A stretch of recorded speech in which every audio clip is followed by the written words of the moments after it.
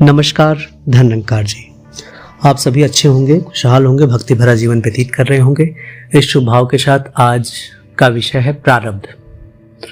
एक बहुत बढ़िया लोक कहावत है, पहले बना प्रारब्ध है पाछे बना शरीर। अर्थात हमारे कर्मों का लेखा जोखा पहले बन जाता है, उसके बाद हमारा शरीर बनता है। आपने सुना होगा जीवन चक्र या अर्थ इज राउंड, या आपने ये भी सुना होगा पिंड भी गोल होता है, पृथ्वी भी गोल है और चक्र भी गोल है। अर्थात जहां से स्टार्ट होता है वहीं पे फिर खत्म भी होता है। ठीक इसी तरह से प्रारब्ध है, हमारे जैसे कर्म होते हैं वैसे उसके फल होते हैं और उन फलों को हमें भोगना पड़ता है। अभी हाल ही के दिनों में मैंने एक महात्मा से बात किया, वो शरीर की पीड़ा से थोड़े परेशान भी थे, लेकिन उन्होंने बहुत अच्छी बात कही, सो आपसे साझा कर रहा हूं। मैंने कहा कैसा है तबीयत? उन्होंने कहा अच्छा है, गुरु की कृपा है, परमात्मा का आशीर्वाद है। तो मैंने यूं पूछा कि आपके शरीर में जो दर्द होता था वो कैसा है? उन्होंने कहा कि सहज ही कहा कि देखो, परमात्मा की कृपा हर समय है।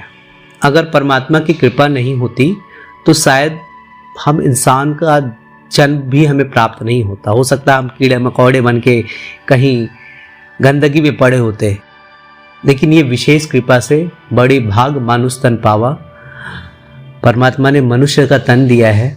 बाकी ये सारे पुण्य पाप कर्मों का जो प्रारब्ध है ना, इससे कोई नहीं बच सकता। ये शारीरिक पीड़ा तो संतों महापुरुषों के साथ भी हुई, लेकिन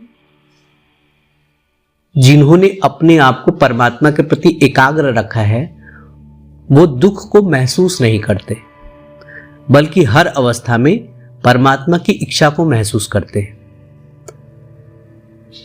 महात्मा इतना तक समझाते हैं कि परमात्मा अगर दुख देते हैं, हमारे जीवन में अगर दुख है तो हम कहें परमात्मा की इच्छा है, और अगर सुख है तो कहें परमात्मा की कृपा है। दोनों ही परमात्मा के हाथों में है, इसलिए गिला शिकवा न करें कभी भी, क्योंकि अक्सर आपने देखा होगा हंसते लोगों को लोग देखना पसंद करते हैं, और जो मुंह बना के रहते हैं तो उन्हें कहते हैं लो फिर आ गए। कहने के भाव ये है, जीवन की सच्चाई से हम मुंह नहीं मोड़ सकते। जो सच है, जो होना है वो होगा।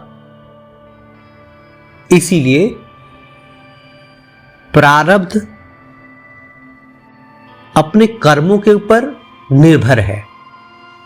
हम अगर अच्छे कर्म करते हैं, अगर हम आम का पेड़ लगाते हैं तो वो बबूल का पेड़ नहीं होगा, वो वहां आम ही होगा।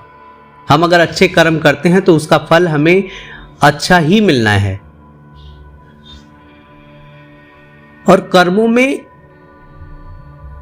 किंचित मात्र भी स्वार्थ अगर होता है तो वो अकर्म हो जाता है, और परमार्थ अगर होता है तो वो सत्कर्म हो जाता है।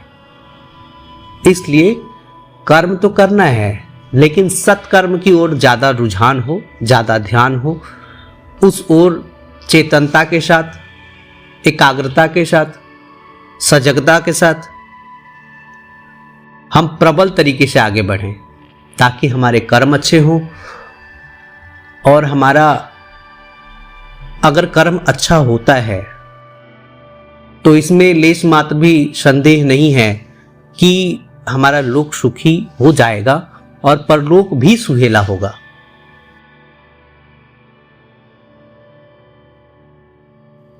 महात्मा कहते हैं, पहले बना प्रारब्ध है पाछे बना शरीर, कि हमारे जैसे कर्म होते हैं वैसे ही हमें फल भोगने होंगे, और शरीर की प्राप्ति के बाद वो फल हम भोगते हैं। इसलिए हर कर्म ऐसा करें जिसमें परमार्थ हो, जिसमें सेवा भाव हो, सत्कार हो, परमात्मा की भक्ति हो, इसका एहसास हो।